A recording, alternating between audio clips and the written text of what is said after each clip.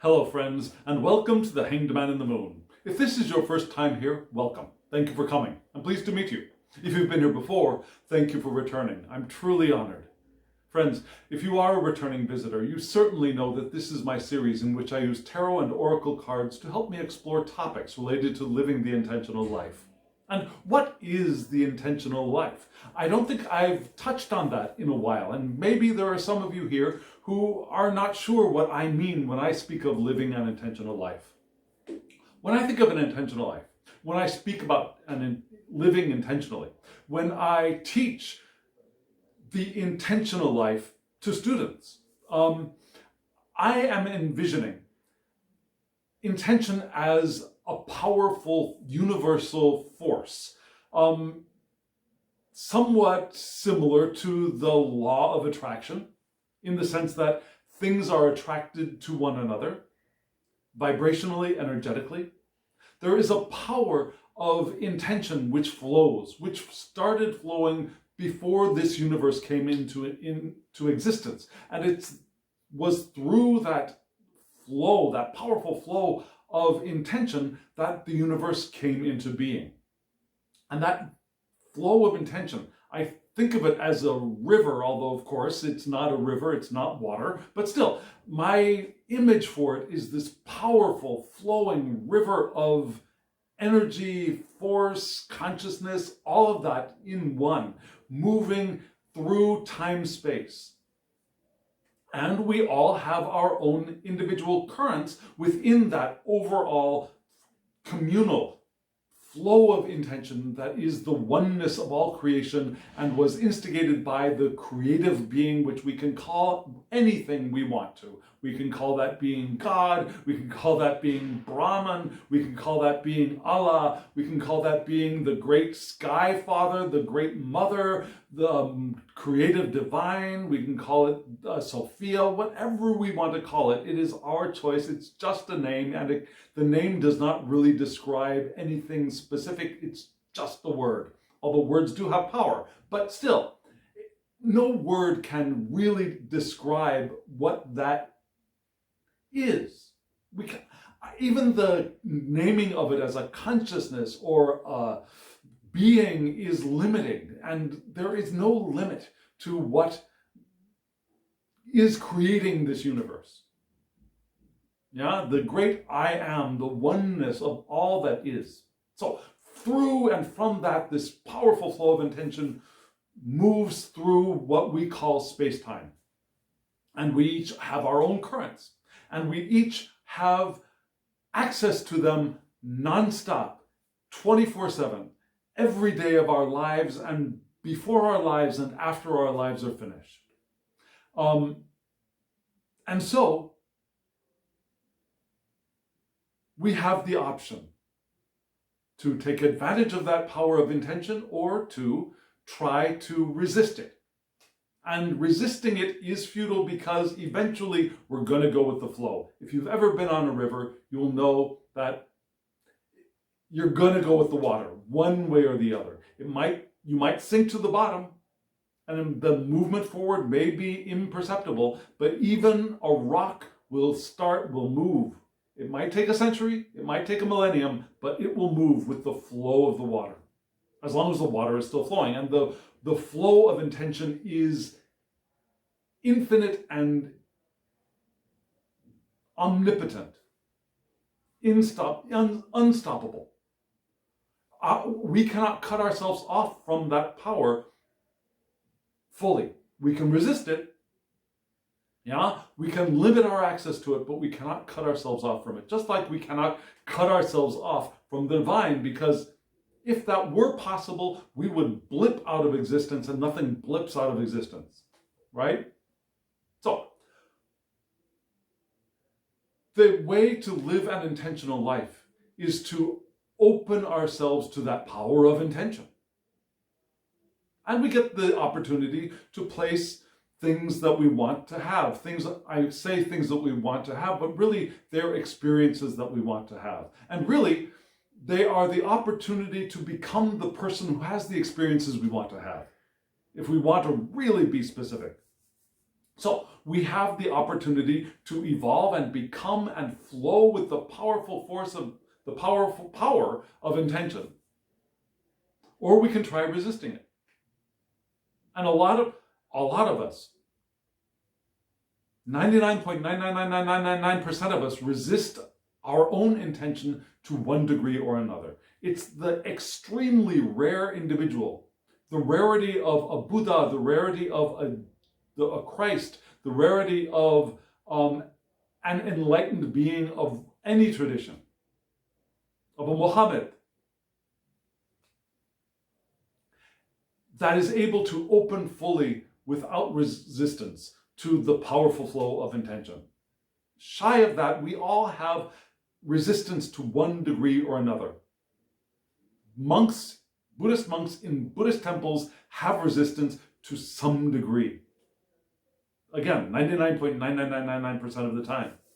There are probably those few saints out there, like the hugging saint is probably from India, the hugging saint. I don't know if you know her. Beautiful lady, beautiful woman, beautiful being. And she is probably one of the least resistant people that I know. But we all have resistance. So one of the things we are given the opportunity to do is manage our resistance, with the hope of being able to awaken and be fully open someday. But for now, we have the opportunity to manage our resistance. And there are many ways to do that. One of my favorite ways to do that, the way that I teach the most often, is meditation. And there are many people who have very different opinions of what meditation is. And to those people, I would like to say, talk to me. Because if you have some kind of resistance to the idea of meditation, it may very well be that you have a very limited idea of what meditation is. Meditation is not one kind of thing. It's a broad category of, I won't say, it could be infinite, but a plethora of methods of meditation. And there's going to be a meditation practice that is appropriate for you. I guarantee. But meditation is one of the best tools that I know of managing our resistance, so that we're able to live the most intentional lives that we can. And an intentional life is a life of what? It's a life of joy, a life of creativity, a life of, well, what do I wish all of us at the end of each video? I wish you love, joy, well-being, and pure awareness. That is a life of intention. Now, it doesn't describe all aspects of it, but those are the 4 key points, at least for me. That's the kind of life that I want to live. What kind of life do you want to live? Well, we get to ask the Tarot that question every week. And I asked the Tarot that question this week, as usual. And I'm still using my Tree of Life spread. You probably already noticed that, because if you looked at the title of this video, which I have not come up with yet, you'll at least have noticed that it says part 1 now. And there will be a part 2. And this kind of spread asks for 2 parts reading, because it's a long, deep, intense spread. So friends, this is what we're going to do. I am going to show you the spread. And then I'm going to show you the top triangle of the Tree of Life, the supernal triangle. And we'll talk about that for a while. And then I'll show you the first downward pointing triangle, the emotive triangle, the emotional triangle, or the ethical triangle. And we'll talk about that for a while. And then I'm going to stop the video. And then we'll hop over to part 2, where we'll look at the third triangle, which is the psychological triangle or the astral triangle. And then we'll read the spread in 3 different ways. We'll look at the mother pillar, the father pillar, and then read the lightning path down. So that's what we're about to do. So friends, here we go. I'm going to show you the spread, and maybe in just a bit, you'll figure out why I started this week's video like I did. Here we go.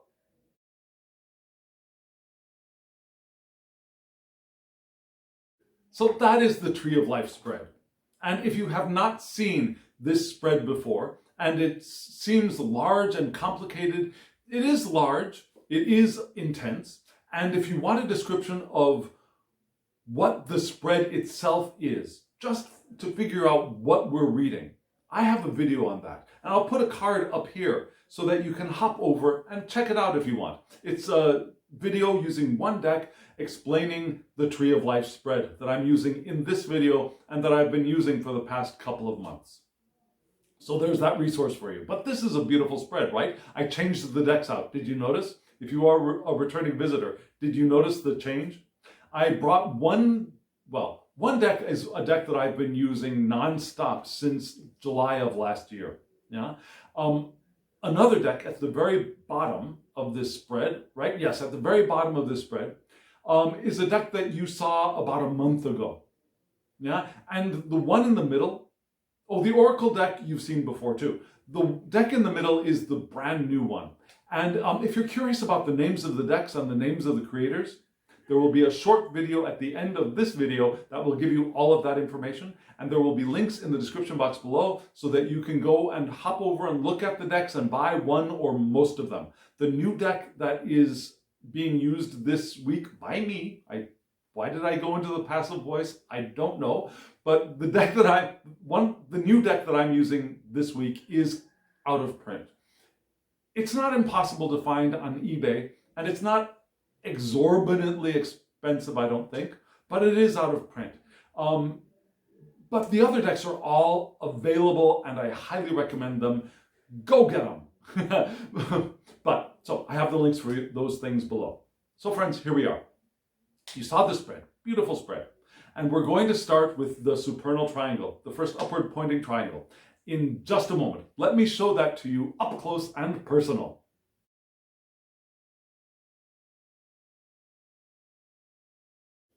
No, friends, the photo was not upside down.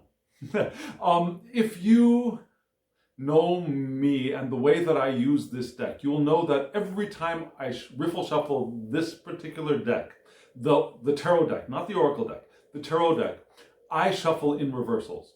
So I split it in half, I turn half of it around and I riffle shuffle. And I split it in half and I turn half of it around and I riffle shuffle. So I'm riffle shuffling in reversals upon reversals and reversals. So cards will go reverse and then turn back upright and then reverse and back upright. It's a mix-up. And so usually there's a mix between upright and reversed cards. Sometimes they're all upright. This time they were all in reversal. And that's okay. Remember, a reversed card is not a bad card. Just because it's reversed doesn't mean we gotta watch out and we're in trouble and the sky is falling Chicken Little. Yeah? What did we see? We saw in the three spots, at the very top in Keter, we had the Four of Swords, reversed. And then in Hokmah, down to the right, we had the Ten of Cups, also reversed.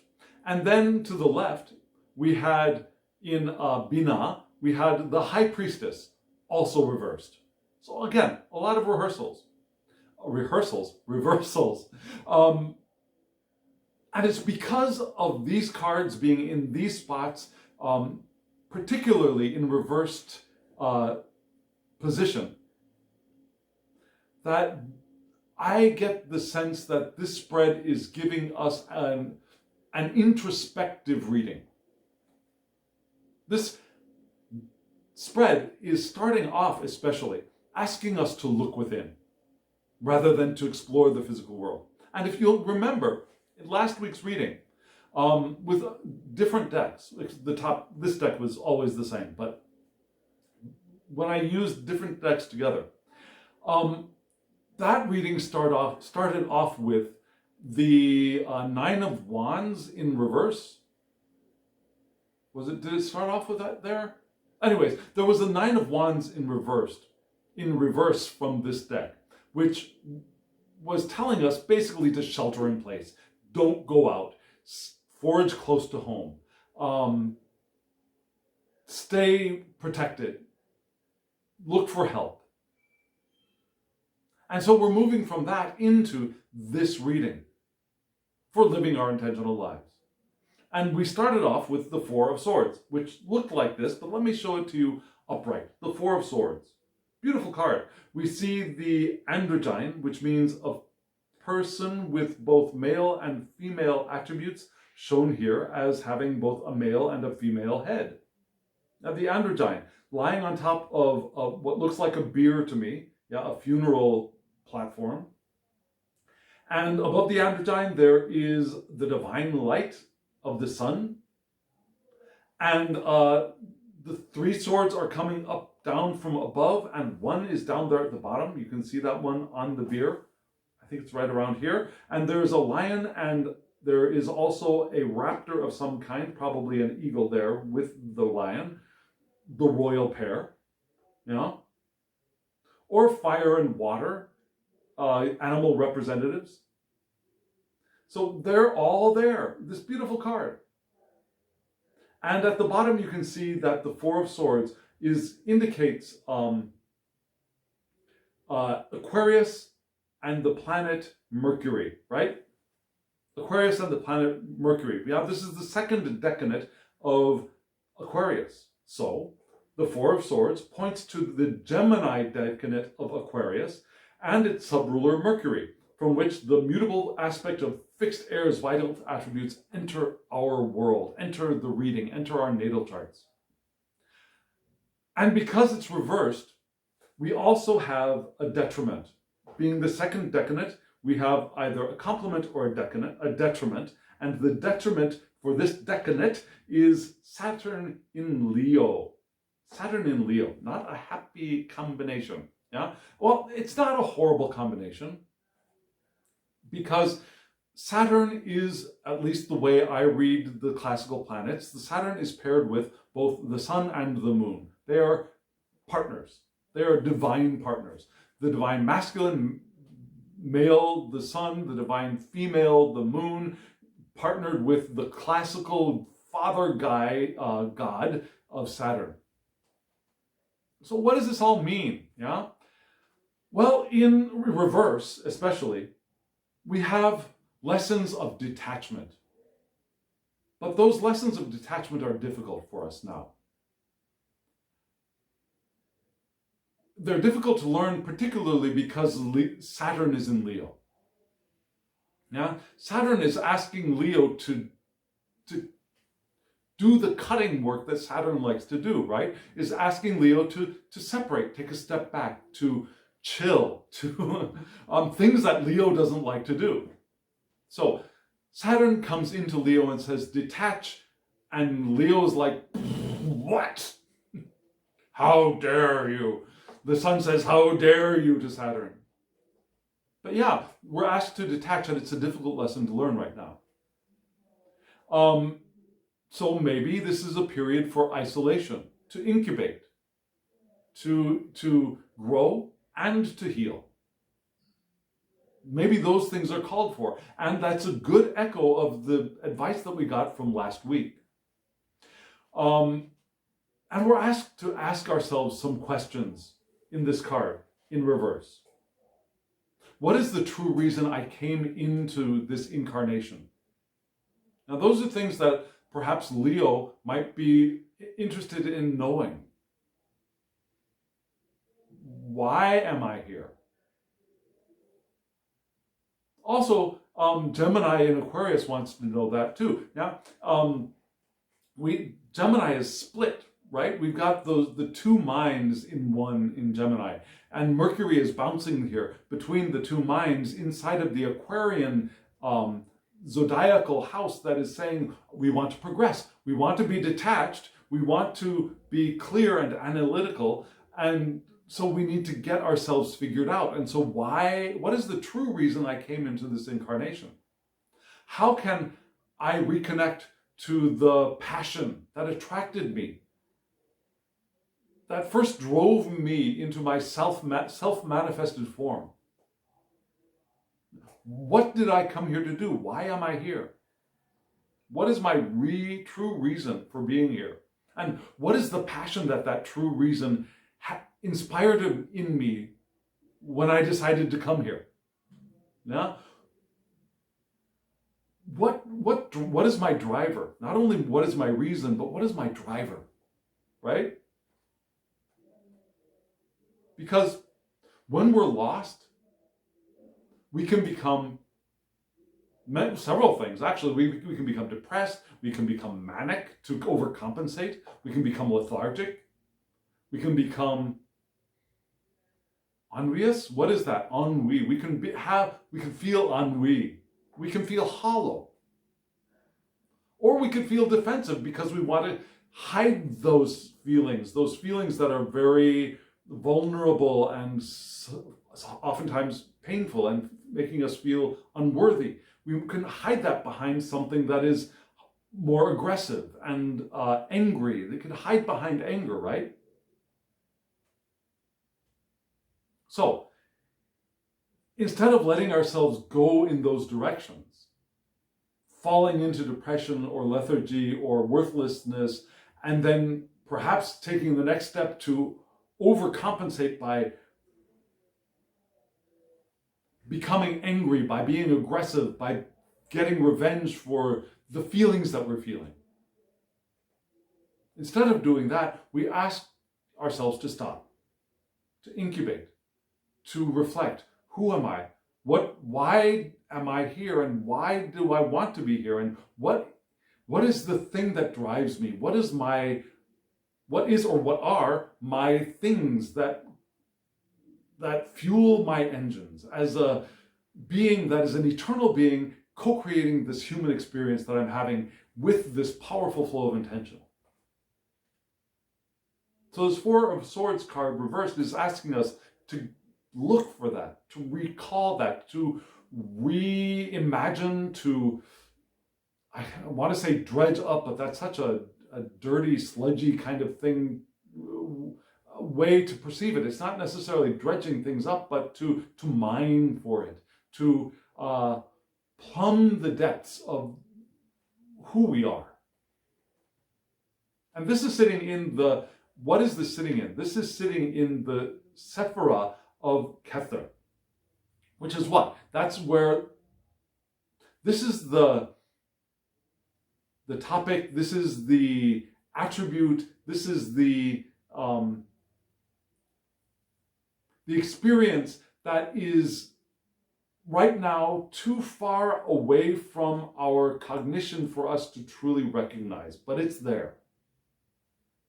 Kether, it's what's above the mind's comprehension. It's the primal stirrings to begin creating. It's the arousal of the desire, the potential for content, the arousal the arousal of the desire to move into manifestation. That's what I'm trying to say.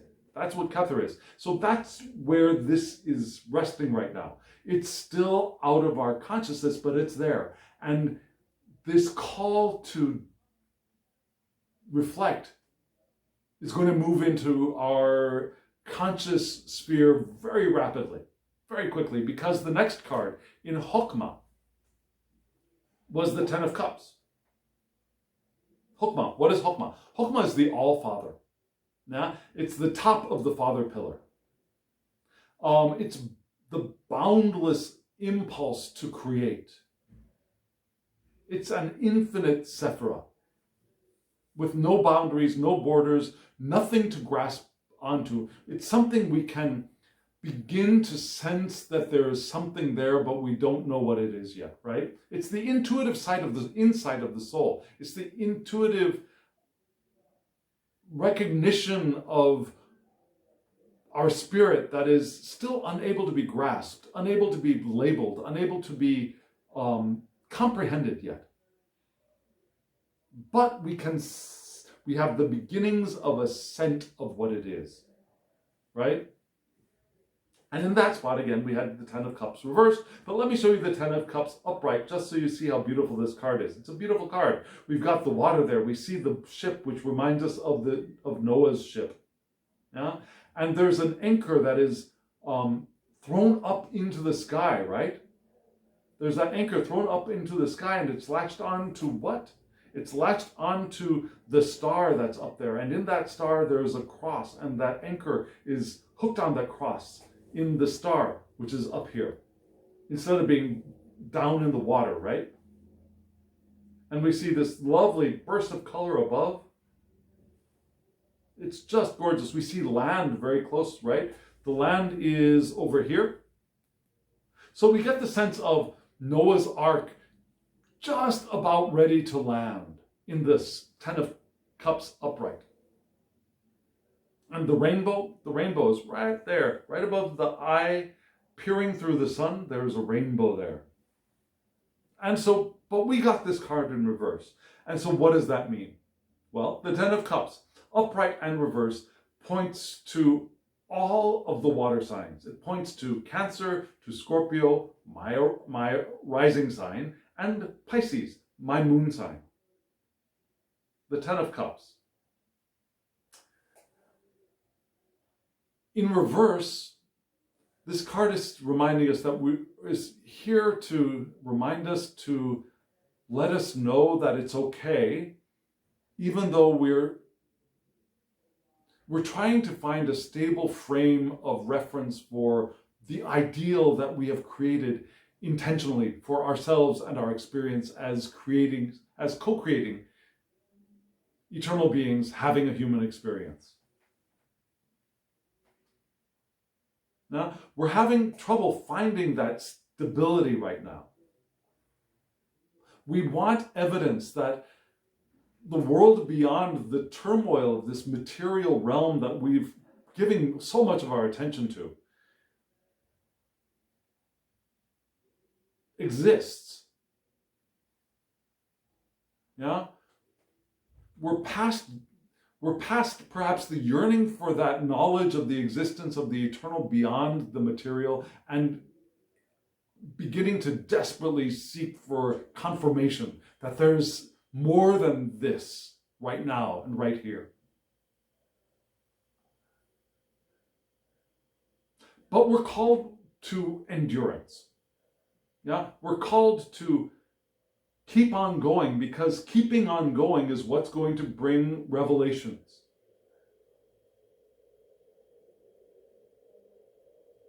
And that enduring, that keeping on going may be painful.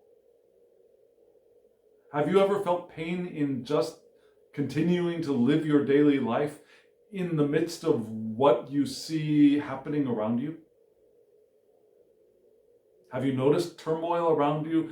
Even if it's not like inside of your house or in your neighborhood, in the larger society or in the world, have you noticed turmoil? Has that distracted you from your living your intentional life? A lot of us have. And if we haven't yet, we might begin to notice it more now. And there's the potential for pain there. And that pain, frankly speaking, is caused by our self-centered and short-sighted attitudes. And this isn't a moment of blame, but a moment of recognition that the pain that we are feeling, knowing that we are eternal beings having this human experience, that pain that we are feeling is self-inflicted. And that's a blessing to know. We're not the victims of society, the way that we often think that we are. Yeah, there are things that the societies that we have decided to participate in, and the societies that we are in, we're deciding to participate in them. Right? We have a choice to back out and get the F out of there. But the societies that we're participating in, they don't have control of everything. Yeah, they control the structures that we're working within, that we have chosen to work within. But our reaction to those structures is ours. It's not the structure, it's not the society forcing us to feel what we're feeling. It's our reaction. And those reactions that we have are ours, right? And those reactions that we have, especially when they are negative, when they feel bad, when they feel painful, they're because we are focusing too much on, not too much on ourselves, too much on a very limited idea of ourselves, focusing too much on our egoic view of our experience, right? And there's another view of our experience. There's the eternal nature that we are that is holding this suffering ego that we have in a loving embrace and just waiting for us to wake up from the nightmare that we're causing ourselves. The pain that we feel is self-created because we are self-centered in the egoic sense rather than self-centered in the eternal nature sense that we are. Because, yes, of course, the eternal nature is self-centered because the self of the eternal nature that we are is all that there is, because this self is not separate from the oneness of all that there is.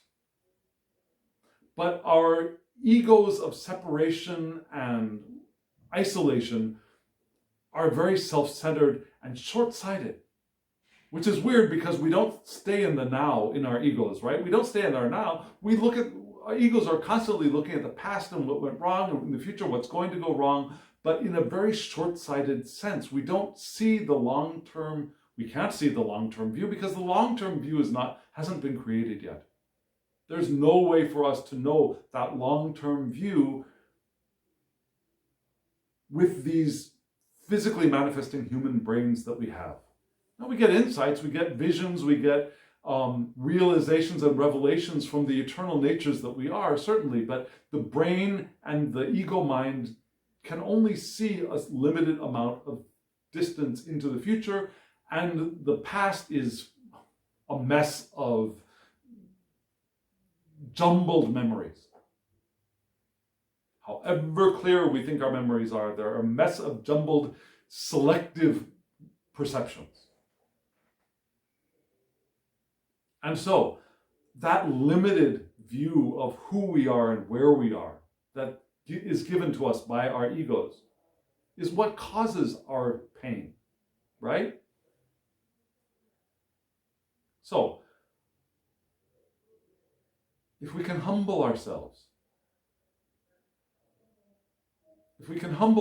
to the truth that we as human manifesting brains cannot know what is happening now fully, if we can humble ourselves to that truth, we can have the breakthrough that we want. We can find detachment. Detachment from as we accept what is in the now, which is the only time that exists. And the best way to do that is by meditation. Meditation is called for in this card in reverse. Now, quarantine and incubation are prescribed here as well. Now we're asked to quarantine here, and then when we move into Chokmah, where we're just beginning to taste the scent of the etheric that's beginning to come into the material realm, that message is emphasized once more. And so we move on to Binah, which is our understanding. Yeah, Kether is the crown, Chokmah is the wisdom. And from that wisdom flows our understanding. And our understanding in Binah, that is the top of the mother pillar. That is the all-mother. That's divine wisdom. That's perhaps Sophia, ready to drop down and into the material world and start doing the work of creation in co-creation with the oneness of the Ein Sof. Binah receives the energy from Chokmah, from the ethereal wisdom of Chokmah, and does what? Incubates it within the divine mother womb, within the all-mother womb. So the all-mother womb of Binah gives us shape, right? All of that diffuse eternalness of Chokmah that is insubstantial but there, now begins to come into a group, starts to group together, starts to form into something. It has no form, but there's a shape and a space to that diffused energy, and that energy, as it comes into the womb, begins to bounce off the walls, if you'll allow me that metaphor, begins to bounce off the walls and become more energized. And as it bounces off the walls, it bounces off walls of prisms, if you can imagine that. And those prisms create diversity. Like if that wisdom were white light, not that white is better than any other color, but as far as light goes, the way we perceive whiteness of light, that white light breaks off into colors, into rainbows. And more energized and more diverse rainbows. And in that sense, I am not white, am I? I am one of those kinds of colors within the whiteness of the light spectrum, of the combined oneness of the light spectrum. All those people we call white are not white. Just like most of those people we call black are not black, right? We're all a range of diversity of color, and are dividing ourselves into groups of falsely named color is just so bizarre to me, I can't even tell you. But still, we do that. We call each other colors. And those colors are not accurate. Brown people might be the closest in truth to a color that actually matches the name, but still. Anyway, so moving right along. That's an entirely different topic and not important here. So, in Binah, that light gets split up into radiant rainbows of diversity, as well as energizes itself by bouncing around, bouncing off of each other like atoms inside of a container. Gaseous atoms inside of a container, bouncing off of each other and increasing in speed. That's what's happening here. In Binah, and here we have the high priestess reversed. This is the upright version, and you see the priestess, beautiful, beautiful priestess, standing between two, they look like living pillars, don't they? Pillars of plant matter, of vines and stuff. And at the top of one, there's the sun. At the top of the other, there's a moon. Her breasts are radiating energy and power. There's a halo around her beautiful head. Yeah, the star on one of her breasts is radiating energy on the pillar that is facing the sun. And there's another sun over there in the corner. So the high priestess, while the high priestess is associated with the moon, there's a lot of solar energy here too. A lot of sunlight is indicated here as well. And the moon the high priestess points to the moon, from which the vital attributes of, let me rewind. What I was trying to say is, the high priestess is associated with the moon, which resides in Cancer, from which the vital, I forgot to write it down, and now I'm trying to remember. Yeah, we've got, yes, cardinal, from which cardinal waters vital attributes enter our world. Cardinal waters vital attributes are entering our world with the moon in Cancer, right here. So we got that idea of cycles, we got the idea of emotional depth and interconnection, of changeableness, right? We also have this being card number 2, the Hebrew letter Bet. And Bet is the Hebrew letter which means house or home, which is wonderful for Cancer, right? It's also the letter for architecture, building structures, good places to have homes. It's also the universal home. It's the home of creation and the home of duality, of the male and female. Which is interesting because if we think of the symbol for Cancer, we've got a kind of, it kind of looks like the yin-yang sign of the Taoists, right? It's one little squiggly thing pointed this way and one little squiggly thing pointed that way, and it kind of reminds me of the Tao circle. We also have the rune of Ansus associated with this. I'm sorry, not Urus. I'm sorry, Urus. The rune of Urus. Futhar. Fehu. Urus. Thurisas. Ansus. Like that, right? So the second one is Urus, which is the wild ox. So there's strength here. There's energy and speed. There's courage and understanding here as well. So this high priestess is not the high priestess of softness or the high priestess of cozy, watery, oh, let's be friends, let's be, I love my family. This is a strong high priestess here. Now, this is Eve. She is the knower of good and evil, the keeper of esoteric knowledge. She's the one who teaches Adam, right? Eve does. So what do we get with this card in reverse? Instead of the strong, powerful knower of good and evil, the keeper of esoteric knowledge, which is still there, but we've also got the idea of fear of silence or emptiness.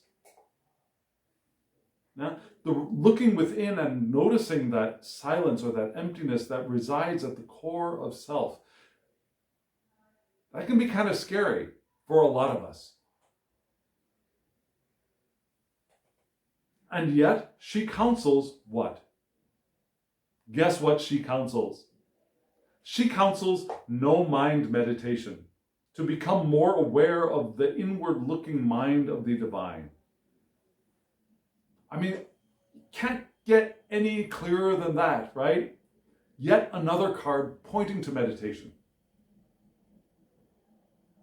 She is also the consciousness. She accepts the burden of self-awareness, and she takes full responsibility for self. So we've moved from this card where, from this card, where we had that sense of, who am I? Why am I here? What drives me? To this card where we realize that the pain that we're feeling is self-centered and self-created by our short-sightedness. Here in the wisdom that we get from that is that we can become aware of the divine that resides within us. There's no real within us, but still within us. And we can take full responsibility for ourselves here. And we can modify our behavior. Yeah? We can do the work of allowing meditation to have a real effect on how we are in the world. Because a lot of people, when they're sitting on their meditation cushions or whatever kind of practice their meditation practice takes, when they're in the midst of their meditation practice, they're that spiritual being, but they get in their car and they start driving and they become an entirely different person. They live in road rage. They live in road rage, and they yell at their children for doing stuff that's bad, and all of those. They're all very reasonable. They're often very. I'm being distracted by things outside of my room. They are sometimes very rational reactions to stimulus from the outside. And yet, they are not the way for us to live intentional lives, are they? The eternal nature that we are having these beautiful human experiences is not the one that is here telling us to flip off the driver in the other car or to wave a stick at our children and say, you're being bad humans, right? The eternal nature that we are knows other ways of dealing with these situations, other ways of navigating, let's say, instead of dealing with these situations, navigating these situations. So, this card is reminding us that we can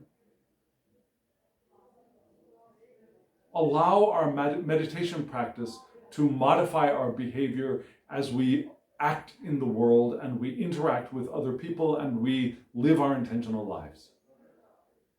Does that make sense?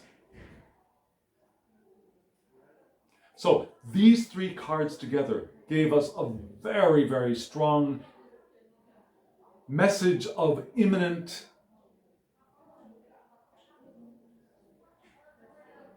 attributes, of imminent, the Korean is the only subject matter, of imminent subject matter for our intentional lives. And it gives us guidance. Points to very clear, very obvious, very practical guidance as well, which is so important and so strong for us. So that was the supernal triangle, friends. We're going to move on to the first downward pointing triangle right now, the ethical triangle. Now you'll notice that I did not talk about one card.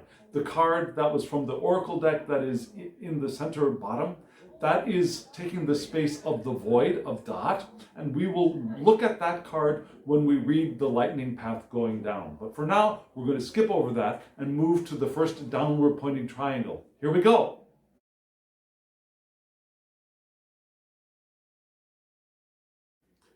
Friends, that was the ethical triangle or the emotive triangle, the emotional triangle. Yeah? And this is an interesting deck, right? This is the deck that is out of print. Out of print, but probably not impossible to get. And probably not impossible to get at a fairly reasonable price, like under $100 kind of price, which is fairly reasonable these days for out of print decks, I guess. But yeah, this is an interesting deck. And it's a deck that when I got it, it has a very odd smell to it. The person who had it before, I think, was eating chocolates, very specific kinds of chocolates when they were reading the cards. And so it's got this very chemical vanilla chocolate smell to it, but still, it's a very interesting deck. But let me tell you how I'm going to read this deck for this lunar cycle, because I changed out the decks because the new moon has come and gone, and that is what I do. So this deck, the guidebook for this deck, I kind of want to toss into the recycling bin. Now, I will reference it for things like the major arcana, and I'll peek at it for the court cards. But the way that this guidebook teaches reading of the cards is for the minors, for the small cards, from ace to 10 of the minor arcana. It tells us to do what? Well, it says add up the numbers for each one of the suits, and then if that number comes up to something even, it's a good thing. If it comes up to something odd, it's a bad thing. That's how you read the cards. And I don't think that's the way I want to read the cards. So what I'm going to do is I'm going to read these cards basically the way I'm going to read the cards which are in the next level down of this Tree of Life spread. I'm going to read them basically as I would read an Egyptian tarot by the Brotherhood of Light. However, I'm going to put this, because there is no indication of astrology or element here, I'm going to flip the suits back for this deck. Now the deck below that you'll see in the next video, the swords and the coins, the earth and the air suits are flipped, so that coins are air and swords are earth. I ain't going to do that for this deck. I'm going to keep the coins as earth, the swords, which are ankhs in this deck, as air. And then, of course, wands are going to be fire and cups are going to be... But there are different things in this deck. But swords are ankhs. So, what did we get? Did that make sense? I hope that made sense. That's what I'm going to do. So, starting with Chesed, in the upper right, we had the 7 of Ankh, which is the 7 of Swords. And then in Gevurah, which is in the upper left, we had basically the world card, right? Although here it's the universe, or Geb, the god Geb. The major arcana has Egyptian gods in it. So the god here is Geb. And then in Tiferet, which is the heart, we had the 3 of Ankh here. So I love. Can you notice the shiny gilding on the ankhs in this card? And the gold that is stamped onto the card is shiny gold, right? It's pretty. It's a very pretty deck. And I'm very happy to have gotten it. So, yeah, we're going to start off with Chesed. What is Chesed? Chesed is loving kindness. It's the love between people, but also the love between us and God, the divine, whatever you want to name the divine. I name it God. I name him, her, it, them, God.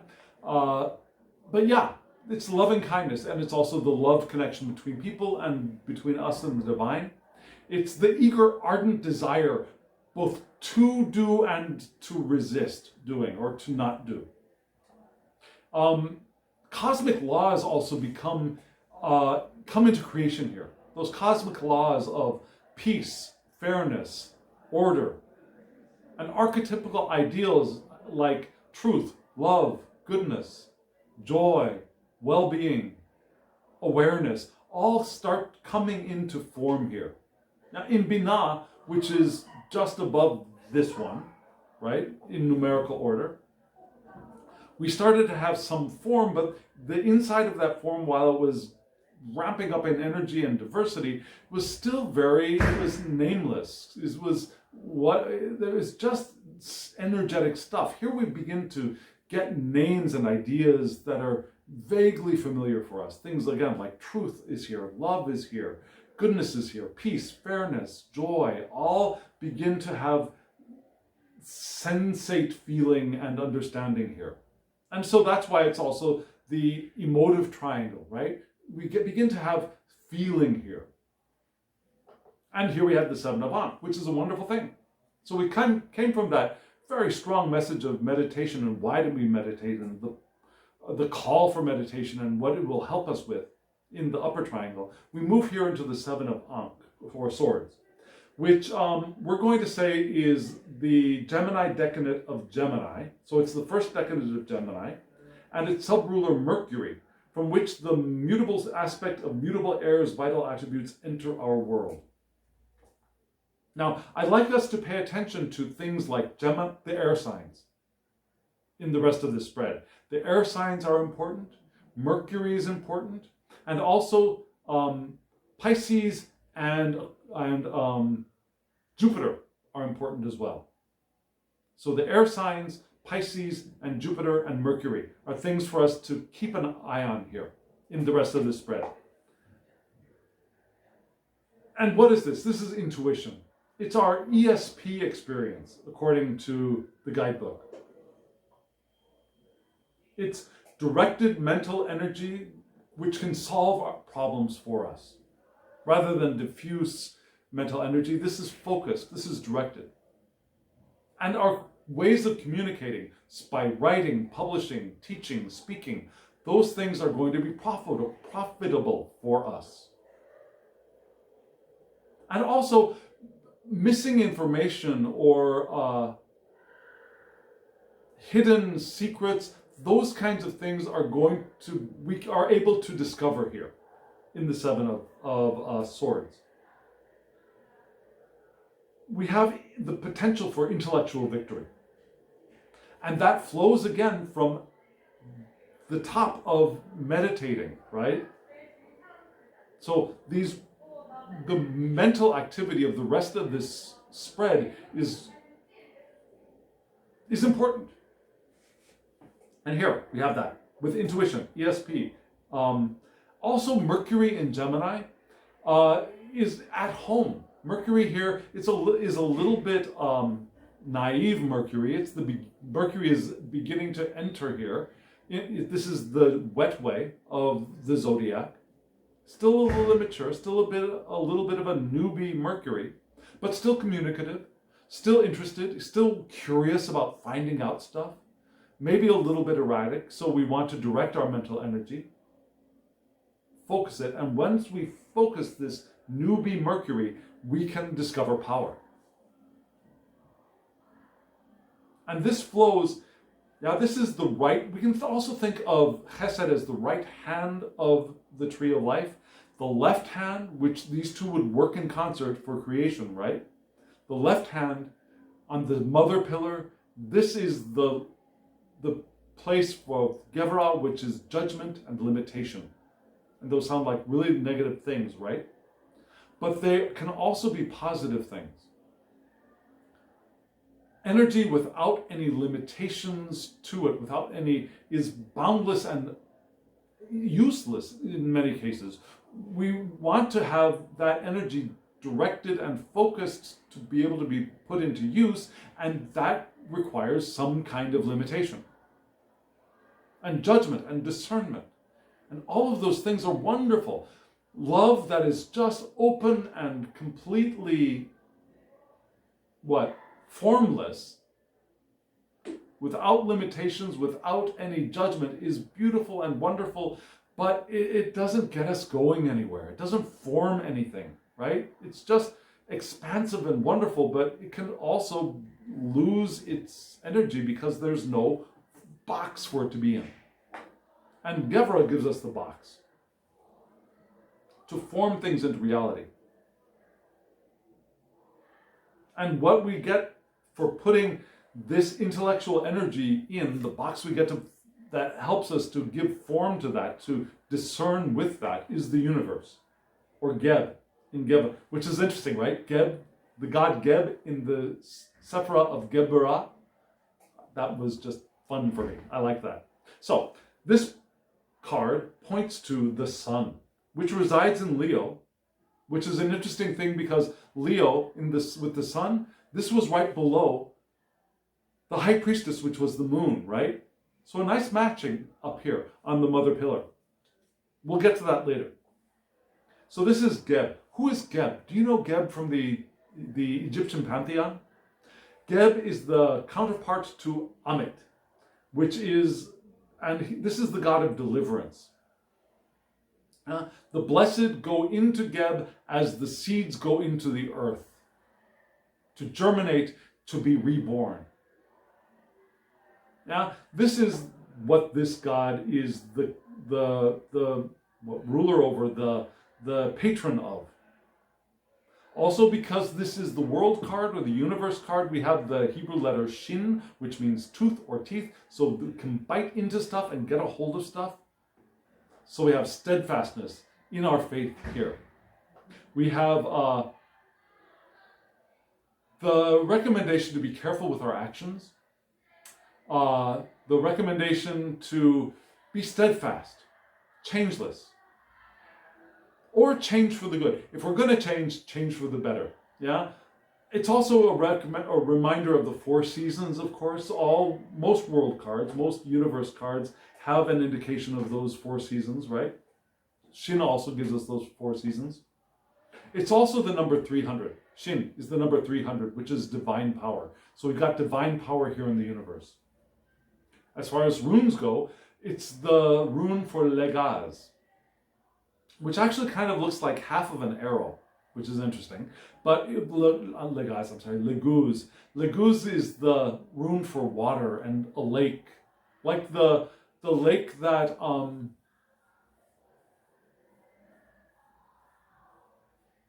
I think Odin was hanging upside down over a lake when Odin received the runes. Is that correct, or am I mixing my mythology? Anyways, lakes are places. Excalibur came out of a lake, right? Wonderful things can emerge from the lake. Seeds, not literal seeds, but like things for us to discover oftentimes come out of lakes, arise from the lakes, are divinely drawn from a lake or the ocean. This is also the rune of renewal, regeneration, and also achieving our goals. So wonderful things for that match the universe or Aeon card. Also wonderful things that match, I think, the god Geb. So what does this mean? Well, according to the guidebook for this deck, because I will refer to the guidebook for this deck when we go to the majors or the court cards, this is the earth fruits, right? Germination, success or attainment, and application of willpower, which is, I think, important here. Yeah? Application of willpower, which we get that intuition, our ESP, here in loving kindness, our directed mental energy and the profit from communication. It's balanced out by and formed by this, which is so that we plant those things and we direct them with our willpower, and we apply that mental energy with our willpower for success, for attainment. Attainment of what? That is what we're putting on our current of intention, right? For attainment of those things that we're moving towards when we open ourselves to the powerful flow of intention. Attainment through perseverance. And perseverance is remembered in this card as well. And we're asked to know ourselves, to know success. Utilize our creative imagination here. And to have access to that intuition and imagination. We want to have clear and open minds, right? Which are benefited by that discussion of meditation we had up in the supernal triangle. Strength from harmonious actions, taking pleasure from our work, perfection through persistence, goodwill from those in authority above us is possible for us here. But even more important than that goodwill is a synchronized body, mind, and emotional being. Our physical bodies, our emotional bodies, and our mental bodies working together in concert, synchronized, will allow us to attain what is potential in the universe card. So we have that mental potential there, and here it is put into application in Gevurah. And then we slide right down into the heart of the tree in Tiphereth. Tiphereth is the heart Sephirah. It's the Sephirah of beauty and glory. All of the other Sephiroth, which is plural of Sephirah, all of the other Sephiroth are connected to Tiphereth. This is the only one that is connected to every other one of the Sephiroth, of the Sephirah. I'm sorry, that would be singular. Every one of the Sephirah. It's here. This here, creation flowers forth. Those seeds that were planted, we were just talking about planting seeds, right, in the universe. Here, those seeds can flower forth because this is Tiphereth. Force from the energy above is being translated into form here. And in the opposite direction, because remember, the tree doesn't only flow down, it flows back up again. The energy, spirit flows down into manifestation and then starts flowing back up to rejoin the divine, the Ein Sof, the infinite. So here in Tiphereth, it translates that energy from above into form, and then it translates the form back into energy, because they're not different. They're just, it's the same thing in different state, right? It's like water. Water can be a gas, water can be ice, but it's still water, right? This is your this is your refrigerator cooker for the energy of spirit, so that it either chills out and becomes manifest, or it heats back up and becomes gaseous again. Whoa. Sorry, I almost knocked my cards across the room. Here we go. So that's what that is. And in that spot, we have the three of Ankh, or swords. And guess what's here in the Three of Swords? Well, it points to, wait for it, the Gemini decadent of Libra and its sub-ruler, Mercury, from which the mutable aspect of cardinal air's vital attributes enter our world. So we've got Mercury in the Gemini room of Libra's house. So from that balance of Libra, we've got the twin Gemini's room and Mercury beaming through into our natal charts, into the question we're asking of the tarot, into the world. So this is an important thing here. And it connects back to the Seven of Ankh. And of course it also connects to the universe. But astrologically, it connects back to the Seven of Ankh. And this is where we have creative endeavors that are profitable. We get profit here as well, blending both social and mental activities. Libra wants to be social, Gemini is more intellectual, but they blend together here. Balance here. Social interaction can be beneficial for us here at the heart. Once we've been able to pass through the meditation and the balancing of discovery of our intuition and our ability to apply with our willpower and to synchronize all aspects of self, then we can go out into the world and start relating with people. And that relation will be profitable for us and hopefully for them as well. We can keep communication clear and honest here. Keep our minds focused here. After we've done all of that stuff above, we have equality of activities here, of thought and communication help. Fairness is important, but perfectionism and being too critical is also possible, so we want to be careful of that. You have the Libra aspect of I'm sorry, not the Libra aspect. The potential for perfectionism and our critical natures is possible, and fights against the nature of Libra. So that would become an irritant. There are times when wanting to be as perfect as we can and thinking critically is beneficial to us. But here it's rubbing against the nature that we want to manifest in the world. Here we want to manifest socially interactive and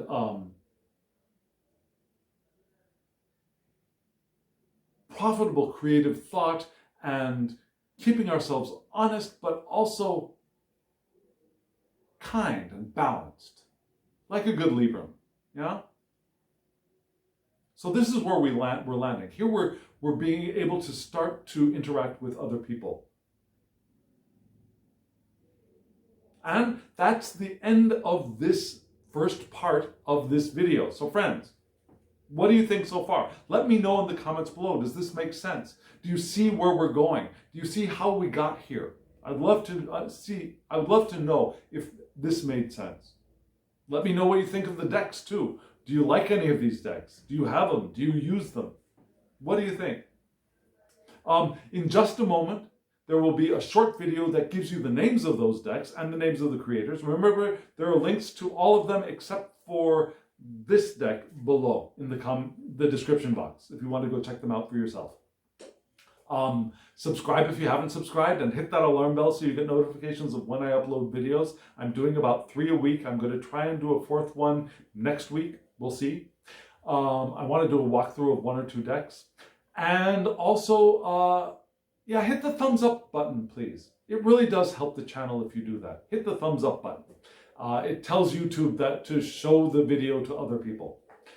And if you want a reading from me, my email address is below. thehangedmaninthemoon@gmail.com. Shoot me a reading and we'll get you shoot me an email and we'll get you a reading. Either by video, by Zoom, by photo and text message, whatever you want. We can get it for you. So friends, here we are. And I want to, as always, thank you and wish you love, joy, well-being, and pure awareness. Thank you.